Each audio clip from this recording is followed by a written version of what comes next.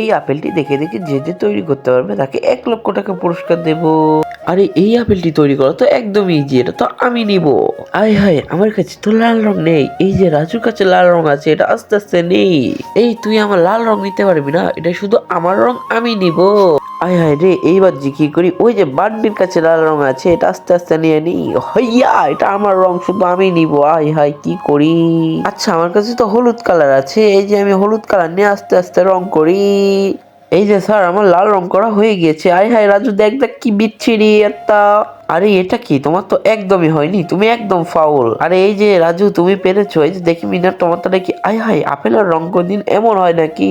আরে আল্লাহ, তার আগে দেখুন, এটা দেখার আগে তুমি যদি শয়তানকে ঘৃণা করো এবং তোমার মাকে ভালোবাসো, তাহলে চ্যানেলটিকে লাইক এবং একটি সাবস্ক্রাইব করে দাও। আর তুমি যদি এই ভিডিওটাকে এই ইমোজিতে কমেন্ট করো। স্যার ওইদিকে দেখুন, আপেলের রং কিন্তু হলুদ, ওই জন্য আমি হলুদ রং করেছি। আরে এটা কিভাবে হলো রে।